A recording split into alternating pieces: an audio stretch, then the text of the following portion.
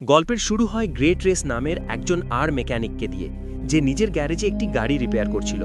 এই গাড়িটি ছিল তার একজন রেগুলার কাস্টমারের, এবং আজই সেই গাড়ি তাকে ফিরিয়ে দেওয়ার কথা ছিল। গ্রে গ্যারেজ বন্ধ করে গাড়িটি নিয়ে বের হয়। ঠিক তখনই সেখানে এসে পৌঁছায় তার স্ত্রী আশা, নিজের অটোমেটিক এআই কার নিয়ে। আশার এই অটোমেটিক গাড়িটি ছিল ভীষণ অ্যাডভান্সড। স্টিয়ারিং ছাড়াই শুধু ভয়েস কমান্ডে মানুষকে গন্তব্যে পৌঁছে দিতে পারত এই গাড়ি। কিন্তু গ্রে এআই টেকনোলজি একদমই পছন্দ করত না।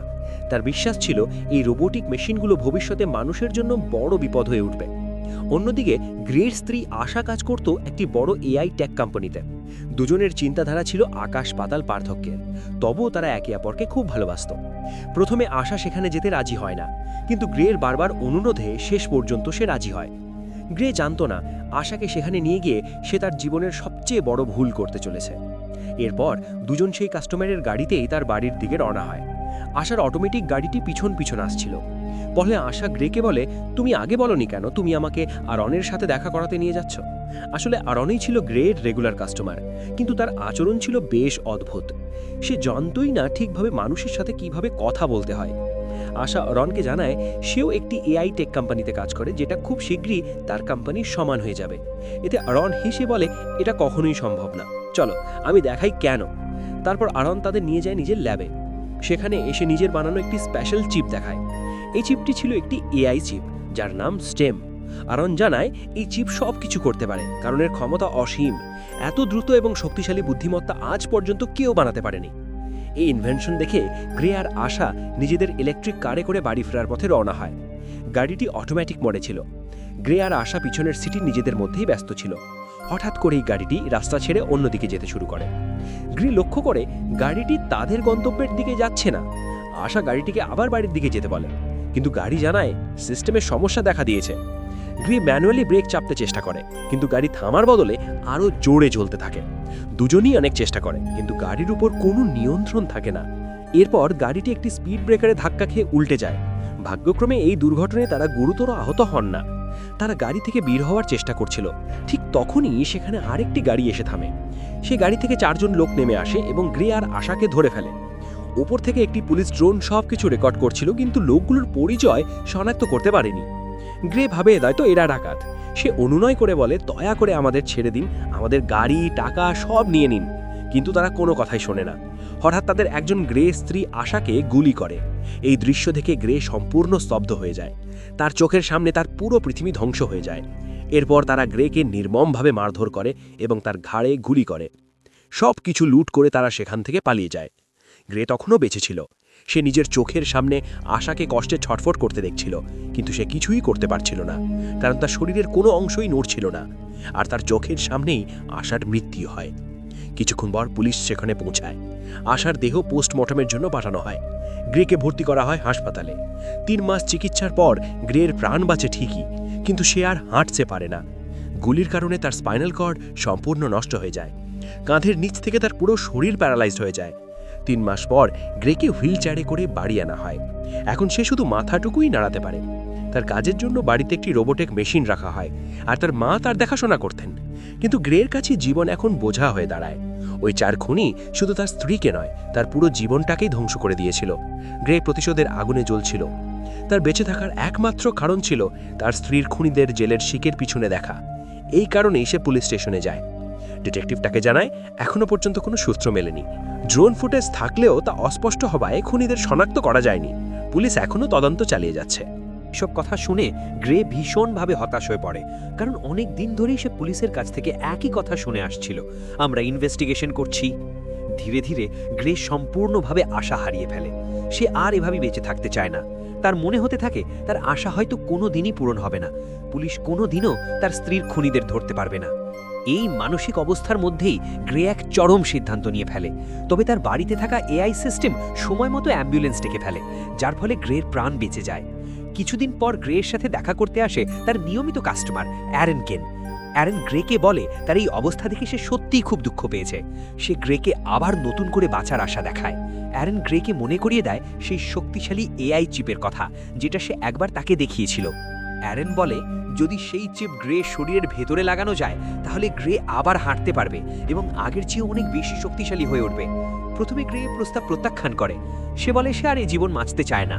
তখন অ্যারেন বলে এই চিপটা ওর স্ত্রীকে ফিরিয়ে আনতে পারবে না, কিন্তু তোমাকে আবার নতুন করে বাঁচার সুযোগ দিতে পারে। আর যদি তোমার স্ত্রী বেঁচে থাকতো তাহলে সেও চাইতো তুমি বেঁচে থাকো। এই কথাগুলো গ্রের মনে গভীরভাবে আঘাত করে। সে ভাবতে শুরু করে যদি সে আবার সুস্থ হয়ে ওঠে তাহলে সে তার স্ত্রীর খুনিদের শাস্তি দিতে পারবে। এখানেই আমরা জানতে পারি অ্যারেনের আসলে গ্রের প্রতি কোনো সহানুভূতি ছিল না। সে গ্রেকে ব্যবহার করতে চেয়েছিল নিজের উদ্দেশ্যের জন্য। সে চেয়েছিল তার এআই চিপ মানুষের শরীরে বসে পরীক্ষা করতে, কারণ সরকার এই ধরনের এক্সপেরিমেন্টের অনুমতি দেয় না।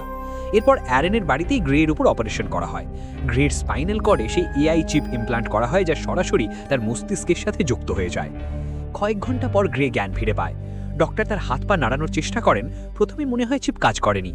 অ্যারেন ভীষণ হতাশ হয়ে পড়ে, কিন্তু ঠিক তখনই গ্রে ধীরে ধীরে নিজের হাত নাড়াতে শুরু করে। এরপর সে দাঁড়িয়ে যায় নিজের দুপায়ে। নিজেকে সুস্থ হতে দেখে গ্রে আনন্দে ভেঙে পড়ে। সে বুঝতে পারে সে আগের চেয়ে অনেক বেশি শক্তিশালী হয়ে উঠেছে। পরে অ্যারেন গ্রের কাছ থেকে একটি কন্ট্রাক্টে সই করিয়ে নেয়। সেখানে লেখা ছিল গ্রে কাউকে জানাতে পারবে না যে সে হাঁটতে পারে, তাকে সবার সামনে প্যারালাইজ হয়েই থাকতে হবে। এরপর গ্রে হুইল চেয়ারে করে বাড়ি ফিরে আসে। বাড়িতেই সে পুলিশের পাঠানো একটি প্যাকেট পায়। সেখানে তার স্ত্রীর পোস্টমর্টেম রিপোর্ট এবং মামলার কিছু গুরুত্বপূর্ণ তথ্য ছিল। গ্রে আবার ড্রোন ফুটেজ দেখতে থাকে, কিন্তু ফুটেজ এখনও ঝাপসা। হতাশ হয়ে সে বসে থাকে। ঠিক তখনই সে একটি অচেনা কণ্ঠস্বর শুনতে পায়। তুমি কি ফুটেজে একটা জিনিস খেয়াল করেছো? গ্রে চারদিকে তাকায়, কিন্তু কাউকে দেখতে পায় না। তখন সেই কণ্ঠ বলে, আমি তোমার শরীরের ভেতরে থাকা এআই চিপ। এরপর সে চিপ গ্রেকে সাহায্য করতে শুরু করে। সে ফুটেজ বিশ্লেষণ করে, এক খুনির শরীরের ট্যাটু শনাক্ত করে। এমনকি গ্রের হাত দিয়ে সেই ট্যাটুর নিখুঁত ছবি এঁকে দেয়। অল্প কিছু সময়ের মধ্যেই গ্রে খুনির ঠিকানা জেনে যায়, যা পুলিশ এতদিনও বের করতে পারেনি। গ্রে পুলিশকে জানাতে চাইলে চিপটাকে থামিয়ে দেয়, কারণে এতে অ্যারনের চিপের গোপন কথা ফাঁস হয়ে যেতে পারে। শেষ পর্যন্ত গ্রে নিজেই সেই খুনির বাড়িতে যায়। সেখানে প্রমাণ খুঁজতে গিয়ে হঠাৎ খুনের মুখোমুখি হয়। পরিস্থিতি ভয়াবহ হয়ে উঠতেই এআই চিপ গ্রের শরীরের সম্পূর্ণ নিয়ন্ত্রণ নিয়ে নেয়। মুহূর্তের মধ্যেই গ্রে অমানবিক শক্তিতে খুনিটিকে পরাজিত করে। এভাবে খুনি মারা যেতেই স্টেম গ্রেকে তার শরীরের কন্ট্রোল ফিরিয়ে দেয়। এটা দেখে গ্রে পুরোপুরি ভেঙে পড়ে, কারণ সে কাউকে মেরে ফেলতে চায়নি। তার মনে হতে থাকে এবার তার জেলে যাওয়া নিশ্চিত। স্টেম গ্রেকে বলে, ঘাবড়াবে না গ্রে, তোমার কিছু হবে না, শুধু তাড়াতাড়ি এখান থেকে তোমার সব ফিঙ্গারপ্রিন্ট মুছে ফেলো। স্টেম যেমন বলে গ্রে ঠিক তেমনই করে। কিছুক্ষণ পর পুলিশ সেই লোকটার মৃতদেহ পোস্টমর্টেমের জন্য নিয়ে যায়, যেখানে আমরা সেই ডিটেকটিভকে দেখি। পোস্টমর্টেমের সময় ডিটেকটিভ জানতে পারে লোকটার শরীরের ভেতরে একটি অস্ত্র ইনসার্ট করা ছিল এবং তার পুরো শরীর জুড়ে ছোট ছোট তার ছড়িয়েছিল। মানে সে কোনো সাধারণ মানুষ ছিল না, বরং একজন আপগ্রেডেড হিউম্যান, যে সাধারণ মানুষের তুলনায় অনেক গুণ বেশি শক্তিশালী ছিল। অন্যদিকে অ্যারন কিন গ্রের ওপর ভীষণ রেগে যায়। সে বলে, তুমি ওই খুনিটাকে কেন মারলে? এটা খুবই রিস্কি কাজ ছিল। যদি তুমি ধরা পড়তে তাহলে তোমার সঙ্গে সঙ্গে আমাকেও জেলে যেতে হতো। আমি এই চিপটা তোমার শরীরে ইনসার্ট করিনি তোমার স্ত্রীর বদলা নেওয়ার জন্য। আর যদি আবার এমন কিছু করো তাহলে আমি এই চিপটা ডিঅ্যাক্টিভেট করে দেব, যার পর তুমি আবার পুরোপুরি প্যারালাইজড হয়ে যাবে। এদিকে ডিটেকটিভও ক্রমাগত খোঁজ নেওয়ার চেষ্টা করছিল যে লোকটাকে আসলে কে মেরেছে। ঠিক তখনই সে জানতে পারে খুনের কিছুক্ষণ আগে গ্রে তার হুইল চেয়ারে ওই এলাকাতেই উপস্থিত ছিল। এরপর ডিটেকটিভ সরাসরি গ্রের বাড়িতে পৌঁছে যায়। ডিটেকটিভ গ্রেকে বলে, আমরা তোমাকে ঠিক সেই সময়ে ওই এলাকাতে দেখেছি যেই সময় সার্ক নামের লোকটার খুন হয়েছে। আমাদের আগেই সন্দেহ ছিল যে ওই লোকটাই তোমার স্ত্রীর খুনের সঙ্গে জড়িত, কারণ তার ক্রিমিনাল রেকর্ড খুব লম্বা ছিল এবং সে সেই এলাকাতেই থাকতো যেখানে তোমার স্ত্রীকে খুন করা হয়েছিল। আর এখন কালই ওই লোকটার খুন হয়ে গেছে। এ কথা শুনে গ্রে অবাক হয়ে বলে, ও তাই নাকি? কিন্তু যদি আপনি ভাবছেন আমি তাকে মেরেছি তাহলে আপনি ভুল ভাবছেন। আপনি নিজেই দেখতে পাচ্ছেন আমি প্যারালাইজড। আর যদি তাও বিশ্বাস না হয় তাহলে আমার পায়ে ছুরি মেরে দেখুন। এরপর গ্রে স্টেমকে জিজ্ঞেস করে এখন সামনে কি করা উচিত। স্টেম গ্রেকে ওল্ড বোন বারে যেতে বলে। সে বলে, মনে আছে আমরা খুনির ফোনের মেসেজে অনেকবার এই বারের কথা পেয়েছিলাম? আমাদের সেখানে যাওয়া উচিত, হয়তো তুমি কোনো ক্লু পেয়ে যেতে পারো। এরপর আমরা দেখি গ্রে সেই বারে পৌঁছায়। বারটা ভীষণই বিপজ্জনক ছিল এবং চারদিকে গুন্ডায় ভরা ছিল। গ্রে জোরে বলে ওঠে, আমি কয়েকদিন আগে সার্ক নামের একজনকে মেরেছি, কিন্তু আমি জানি তার সঙ্গে আরও 3 জন ছিল যারা আমার স্ত্রীকে খুন করেছিল। যদি সার্কের সঙ্গে এই খুনে কেউ জড়িত থাকে তাহলে সে হাত তুলুক। এই কথা শুনে বারে বসে থাকা সবাই গ্রেকে নিয়ে হাসতে শুরু করে। তারপর তারা গ্রেকে আলাদা করে নিয়ে যায়, তাকে হুইল চেয়ার থেকে তুলে মাটিতে আছাড় মারে। গ্রে তাকে জিজ্ঞেস করে, তুমিও কি তাদের মধ্যে একজন ছিলে যারা আমার স্ত্রীকে খুন করেছিলে? টোলার নির্লজ্জভাবে উত্তর দেয়, হ্যাঁ, আমিও তাদের মধ্যেই ছিলাম। গ্রে চিৎকার করে বলে, আমার স্ত্রীকে কেন মেরেছিলে?